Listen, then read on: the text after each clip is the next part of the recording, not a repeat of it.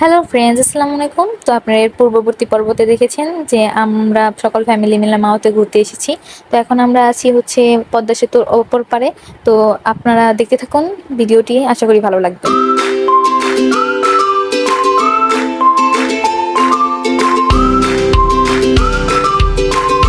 পদ্মা সেতুর এপারে এসে আমরা একটি জায়গা দেখতে পেলাম যেটার নাম হচ্ছে ক্যান্টনমেন্ট মার্কেট। তো আমরা ভাবলাম যে এখানে একটু রিল্যাক্স হওয়া যাক বসে। তো এর জন্য আমাদের গাড়ি এখানে দাঁড় করানো হলো। আমরা এখন গাড়ি থেকে নেমে পড়লাম সকলে। এই যে আমার হাজবেন্ড নেমে পড়েছে। তো সে এখানে বলতেছিল যে মনে হচ্ছে না যে অনেকক্ষণ ধরে জার্নি করছি, মনে হচ্ছে একটু আগে গাড়িতে চললাম। তো এখন এই জায়গায় আমরা একটু রিল্যাক্স হওয়ার জন্য বসলাম। সকলে একটু ফ্রেশ হচ্ছে, অনেকক্ষণ ধরে গাড়িতে যেহেতু ছিল তাদের একটু হাঁটাহাঁটি করছি। তো এখানে ভাবিও হাই বলতাছিল। এরপর আমিও একটু ক্যামেরার সামনে চলে আসলাম। এখানে হেঁটে একটু নিজেকে ফ্রেশ মুড করছিলাম। হঠাৎ করে এই জনপদ সেতুর এপারে এসে একটু ঠান্ডা ঠান্ডা আবহাওয়া লাগছিল, তার জন্য চার অর্ডার দিলাম। আমরা দিয়েছিলাম হচ্ছে মালাই চা। তো এখানকার চাটা খুবই ভালো ছিল। তো এখন ভাবি খেয়ে তো খুব মুগ্ধ হয়ে গেছে, সে তো রেসিপিও মনে হয় শিখে ফেলছে এখানকার চায়ের। তো এখানে ভাইয়াও চা খাচ্ছিল, তো আমি আমার হাজবেন্ডকে বললাম যে চা খান, তো সে বললো তুমি খাও। তো এখন দুজনেই মিলে চা খাচ্ছি। চাটা সত্যি অনেক ভালো লাগছিল। তো চা খেতে খেতে দেখলাম যে কি আমার কি চেহারা টেহারা ঠিক আছে নাকি, চুল টুল ঠিক আছে নাকি। এরপর আমরা কিছু ছবি তুলছিলাম, সেগুলোই দেখাচ্ছি।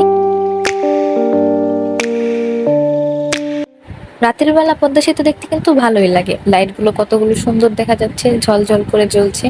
তো একটু সামনে যেয়ে দেখি, হায় হায় এটা কি, পদ্মা সেতুতে জ্যাম। তো আসলে ভয় পাওয়ার কিছু নাই। তো সামনে টুল নেওয়া হচ্ছে সেতুর জন্য, তার জন্য একটু জ্যাম আটকাইছে। তো এখন ভাইয়া বলতাছিল যে এটাই ব্রেকিং নিউজ হয়ে যাবে, যে হায় হায় কি দেখলাম, পদ্মা সেতুতে জ্যাম হয়ে আছে কেন। এরপরে আমরা চলে যাচ্ছি হচ্ছে মাওয়ার ফেমাস ফেমাস রেস্টুরেন্ট গুলোর সামনে।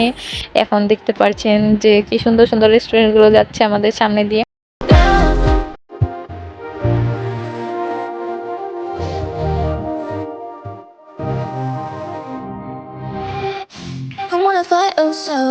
এখন আমরা থেকে নেমে পড়লাম। এখানে অনেক রকমের জুয়েলারি দেখা যাচ্ছিল। তো এরকম একটা জুয়েলারি জেরিন বলতেছিল মামুনিরে যে আম্মু আমাকে কিনে দাও। মামুনি আবার বললো যে না, এগুলো কিনতে হবে না, তুমি এগুলো যত্ন করে রাখতে পারো না।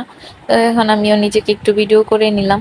এরপর আমরা চলে গেলাম হচ্ছে বেলপুরি খেতে। তো বেলপুরি খাবো ভাবলাম, তো এর জন্য ভাবিকেও ডাক দিলাম যে ভাবি আসেন বেলপুরি খেয়ে যান। তো এখন জেরিনরা চলে যাচ্ছে আবার পানিপুরি খেতে, ওরা আবার পানিপুরি খাবে। তো এখন এই যে বেলপুরিটা, আসলে বেলপুরিটা অনেক টেস্টি ছিল। তো বেলপুরি খাওয়ার পরে আমরা আবার হাঁটা শুরু করলাম যে একটু ঘুরে আশেপাশেটা দেখা যাক।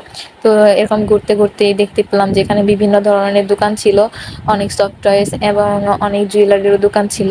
সফট টয়েসের দোকানগুলোই বেশি ছিল। তো বাচ্চাদের জন্য এই জায়গাটা খুবই ভালো, যে তারা অনেক ধরনের খেলনা দেখতে পারবে। তো একটা জুয়েলারি দোকানে গেলাম। তো এখানে আমার হাজবেন্ড বলতেছিল কিছু চয়েস হলে কিনে দিব। তো আমার কিছুই ভালো লাগতেছিল না বেশি, তার জন্য আর কিছু কিনি নাই। তো ক্লিপ দেখছিলাম, তো বেশি ভালো লাগে না, আমি যেমন জুয়েলারি চাচ্ছিলাম তো এখানে সেরকম ছিল না। তার জন্য আমরা চলে গেলাম একটু সামনে। একটু সামনে যেয়ে দেখতে পেলাম যে এখানে কাবাব বিক্রি করা হচ্ছে। তো কাবাব কার না ভালো লাগে। আর রাতটাও ছিল একটু ঠান্ডা ঠান্ডা, তো ঠান্ডা ঠান্ডা রাতে কাবাব সবারই মজা লাগে। তার জন্য ট্রাই করার জন্য প্রথমে 2টা কাবাব অর্ডার দিলাম, যে 2 পিস 2টা খেয়ে দেখলে বোঝা যাবে যে খুব ভালো নাকি খারাপ। এর জন্য আমরা মুরগির কাবাবটাই অর্ডার দিলাম। তো এখন শীতের মধ্যে গরম গরম কাবাব খেতে খুব ভালোই লাগছিল। তো আমাদের কাবাব এখানে হচ্ছে। কাবাবগুলো আসলেই খুবই মজার ছিল, এখনো মুখে লেগে আছে, এরকম একটা স্বাদ ছিল কাবাবগুলোর। হাঁটা শুরু করলাম, সামনে দেখতে পাচ্ছেন যে নৌকা চলতেছে। নৌকা দেখা মাত্রই মনে হলো যে নৌকায় তো উঠতেই হবে। এরপর হাজবেন্ডকে বললাম, সে নিয়ে গেল। দেখতে পাচ্ছেন যে টিকিট কাটছে সে। তো এরপর আমরা নৌকার উপরে চলে পড়লাম। তো এখন নৌকায় চড়ছি, আমি খুবই এক্সাইটেড ছিলাম, খুবই ভালো লাগতেছিল। এই যে বসছি আমরা, এই যে হাজবেন্ডকে বলতেছিলাম এইদিকে তাকাও, তো সে নিজেই ভিডিও করা শুরু করলো যে তাকাইতেছি। তো আমাদের পিছে আবার জিহান বসছিল, তো জিহানকেও একটু ভিডিও করলাম। আর এবার একবার চড়ে আমার ভালো লাগে নাই, তো আমি আরেকবার চড়ছি জেরিনদের সাথে। তো এখন ভাবি আর ভাইয়াও চলছিল, ভাবি খুবই ভয় পাইতাছিল। এরপর আমরা চলে গেলাম হচ্ছে পদ্মার ইলিশ খেতে। তো ভাইয়া আর মামা আগেই দেখে ফেলেছিল যে কোন রেস্টুরেন্টটা আমাদের জন্য ভালো হবে। তো তারা আগেই সেখানে যে মাছ সিলেক্ট করেছিল, রান্না করতে দিয়ে আসছিল। এখন আমরা সকলেই সেখানেই যাচ্ছি। তো রেস্টুরেন্টটার প্রথমেই আমি দেখতে পেলাম যে অনেক কালারফুল ছিল। তো আমার কাছে খুবই ভালো লাগতাছিল, রেস্টুরেন্টটা সত্যি অনেক সুন্দর ছিল।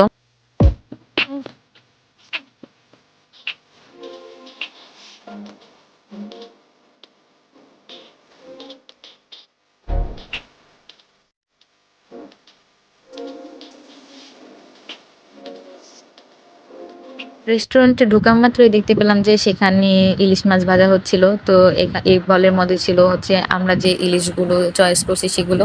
তো ইলিশ মাছের সাথে বেগুন ভাজাও হবে। তো আমাদের ইলিশ মাছের মধ্যে অনেকগুলো ডিম পাওয়া গেছে। তো ভালোই লাক ভালো ছিল আমাদের তার জন্য হয়তোবা। তো আপনারা দেখতে পাচ্ছেন যে বিভিন্ন ধরনের মাছের ভুনা এবং বিভিন্ন ধরনের ভর্তা ছিল বিভিন্ন মাছের। তো এরপর আমরা আবারও রেস্টুরেন্টের ভিতরে যাচ্ছি। রেস্টুরেন্টের ভিতরে যে আমরা আমাদের টেবিলে চলে গেলাম। এটা ছিল আমাদের টেবিল। তো আমি এখানে একটু বসেছিলাম। এখান থেকে দেখা যাচ্ছিল হচ্ছে পদ্মা সেতু। ওই যে লাইটগুলো দেখা যাচ্ছে ওগুলো হচ্ছে পদ্মা সেতুর লাইট। আসলেই জায়গাটা খুবই মনোমুগ্ধকর ছিল। আমার কাছে খুবই ভালো লাগছে। তো এই ভিডিওটা এই পর্যন্তই। আশা করছি আপনাদের ভালো লেগেছে। তো এর পরবর্তী অংশ দেখার জন্য আমার চ্যানেলটিকে সাবস্ক্রাইব করেন এবং এই ভিডিওটিকে লাইক করেন এবং বেশি বেশি শেয়ার করেন। আল্লাহ হাফেজ।